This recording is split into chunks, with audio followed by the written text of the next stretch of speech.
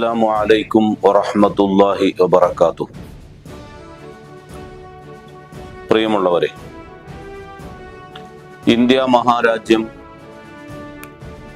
75ാം republic day ആഘോഷിക്കുകയാണ്. ലോകത്തെ ഏറ്റവും വലിയ മതേതരത്വ ജനാധിപത്യ രാജ്യമായ ഇന്ത്യ രാജ്യത്തെ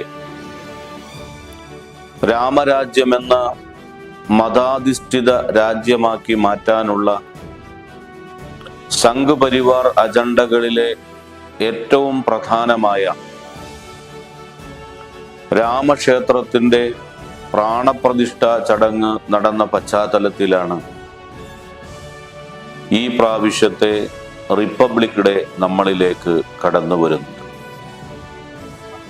രാജ്യത്തിന്റെ പൗരന്മാർ എന്ന നിലക്ക് ഭരണഘടനയെ സംരക്ഷിക്കാനുള്ള പ്രതിജ്ഞ പുതുക്കുകയും ക്രിയാത്മകമായ ഇടപെടലുകളും പ്രവർത്തനങ്ങളും നടത്തുകയും ചെയ്യേണ്ട സമയം അതിക്രമിച്ച പശ്ചാത്തലമാണ് നമ്മളുടെ മുന്നിലുള്ളത്. ഇന്ത്യ രാജ്യത്തിന്റെ ഭരണഘടന കേവലം പെട്ടെന്നൊരു സുപ്രഭാതത്തിൽ സ്വയംഭൂവായി ഉണ്ടായതല്ല, മറിച്ച്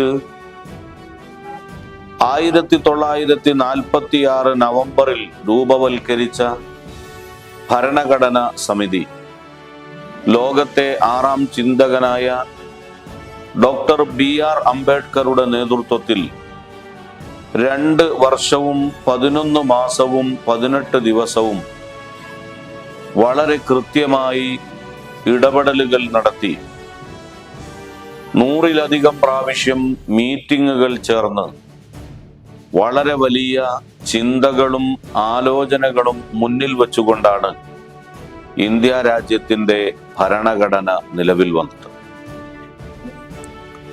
1946 നവംബറിൽ രൂപവൽക്കരിച്ച ഭരണഘടനാ സമിതി 1950 ജനുവരി 24 യോഗം ചേർന്ന് ഭരണഘടന അന്തിമമായി എന്ന് പറയുമ്പോൾ യഥാർത്ഥത്തിൽ ലോകത്ത് ഏറ്റവും വലിയ ഒരു ജനാധിപത്യ രാജ്യത്തിന്റെ ഭരണഘടന ലോക രാജ്യങ്ങൾക്ക് തന്നെ മാതൃകയായി രൂപപ്പെടുകയായി. ആ ഭരണഘടനയാണ് 1950 ജനുവരി 26 രാജ്യത്തിന്റെ ഭരണഘടനയായി പ്രഖ്യാപിച്ച് ഇന്ത്യ രാജ്യം ഒരു റിപ്പബ്ലിക്കായി മാറിയത്. ഇന്ത്യ രാജ്യത്തിന്റെ ഭരണഘടന പ്രധാനമായും പരിശോധിച്ചാൽ ആ ഭരണഘടനയുടെ തിരിച്ചറിയൽ കാർഡ് അല്ലെങ്കിൽ ആ ഭരണഘടനയുടെ ഏറ്റവും സുപ്രധാനമായ ഭാഗം എന്നൊക്കെ പറയുന്നത് ഭരണഘടനയുടെ പ്രയാമ്പിളാണ്. ഇന്ത്യൻ ഭരണഘടനയുടെ പ്രയാമ്പിൾ, ദ കോൺസ്റ്റിറ്റ്യൂഷൻ ഓഫ് ഇന്ത്യൻ പ്രയാമ്പിൾ, അതിൻ്റെ ആമുഖം തന്നെ, ആരംഭം തന്നെ പറയുന്നത് we the people of India, നമ്മൾ ഇന്ത്യൻ ജനത.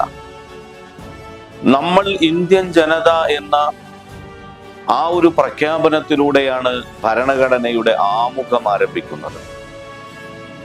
നാനാജാതി മതവിഭാഗങ്ങൾ, വ്യത്യസ്ത സ്വഭാവക്കാർ, ഭാഷക്കാർ, ദേശക്കാർ, ഇങ്ങനെ ഇന്ത്യ എന്നുള്ളതൊരു പൂന്തോട്ടമാണ്. ആ പൂന്തോട്ടത്തിൽ ധാരാളം പുഷ്പങ്ങൾ. ഈ പുഷ്പങ്ങൾ പല മതങ്ങളായി, പല വർണ്ണങ്ങളായി, പല വംശങ്ങളായി, പല ഗോത്രങ്ങളായി, പല വിഭാഗങ്ങളായി ഇന്ത്യ രാജ്യത്ത് നിലനിൽക്കുന്നു. ഇവരെ എല്ലാം ഉൾപ്പെടുത്തിക്കൊണ്ടുള്ള ഒരു പ്രഖ്യാപനമാണ് അല്ലെങ്കിൽ ഒരു സവിശേഷതയാണ് രാജ്യത്തിന്റെ ഭരണഘടനയുടെ ആമുഖത്തിൽ. ഇന്ത്യ രാജ്യത്തിന്റെ ഭരണഘടനയുടെ ആമുഖത്തിൽ ഈ രാജ്യം എങ്ങനെയായിരിക്കണം എന്ന സന്ദേശം നൽകുമ്പോൾ പ്രധാനമായും ഓർമ്മപ്പെടുത്തുന്നത് sovereign socialist secular democratic republic എന്നാണ്. മാത്രമല്ല, ഭരണഘടന വിഭാവനം ചെയ്യുന്ന പ്രധാനപ്പെട്ട ഭാഗങ്ങൾ വളരെ കൃത്യമായി ഭരണഘടനയുടെ ആമുഖത്തിൽ പറയുന്നുണ്ട്. Justice, liberty, equality, fraternity. ഇതൊക്കെ ഈ രാജ്യത്തിൻ്റെ ജനങ്ങൾക്ക് ഭരണഘടന വാഗ്ദാനം ചെയ്യുന്ന ഏറ്റവും പ്രധാനപ്പെട്ട അവകാശങ്ങളാണ്, അല്ലെങ്കിൽ സന്ദേശങ്ങളാണ്. നാം വളരെ നന്നായി ചിന്തിക്കേണ്ട ഒരു ചുറ്റുപാടിലാണ് ഇപ്പോൾ മുന്നോട്ട് പോയിക്കൊണ്ടിരിക്കുന്നത്. കാരണം ഈ രാജ്യത്തിന്റെ ഭരണഘടന വിഭാവനം ചെയ്ത മിസ്റ്റർ ജവഹർലാൽ നെഹ്റു തന്നെ പറഞ്ഞിട്ടുണ്ട്, വിശക്കുന്നവന് അന്നവും ഉടുതുണിയില്ലാത്തവന് വസ്ത്രവും സ്വന്തം കഴിവിനാൽ ഉയർന്നു വരാൻ ഓരോരുത്തർക്കുമുള്ള തുല്യാവകാശവും നടപ്പിലാക്കാൻ കഴിയാത്ത കാലത്തോളം ഭരണഘടനയ്ക്ക് കേവലം കടലാസിന്റെ വിലയാണ് ഉണ്ടാവുക എന്ന് ജവഹർലാൽ നെഹ്റു അന്ന് തന്നെ പറഞ്ഞു വച്ചു. മാത്രമല്ല, ഭരണഘടനയുടെ പ്രധാനപ്പെട്ട ശില്പിയായ ഡോക്ടർ BR അംബേദ്കറുടെ നിരീക്ഷണം തന്നെ ചൂഷണവും അസന്തുലിതാവസ്ഥയും നിലനിൽക്കുന്ന സാമൂഹിക അന്തരീക്ഷമാണ് ഇന്ത്യ രാജ്യത്ത് നിലനിൽക്കുന്നത് എങ്കിൽ ഭരണഘടന ഏട്ടിലെ പശു മാത്രമായി മാറും എന്നാണ്. നേരത്തെ ഇവരെല്ലാവരും നിരീക്ഷിച്ച ആ ചുറ്റുപാടുകളിലേക്ക് നമ്മുടെ ഇന്ത്യ രാജ്യം നടന്നെടുക്കുകയാണോ അല്ല ഓടിയെടുക്കുകയാണോ എന്ന ആശങ്കയാണ് ഇപ്പോൾ നമുക്ക് കാണാൻ കഴിയുന്നത്.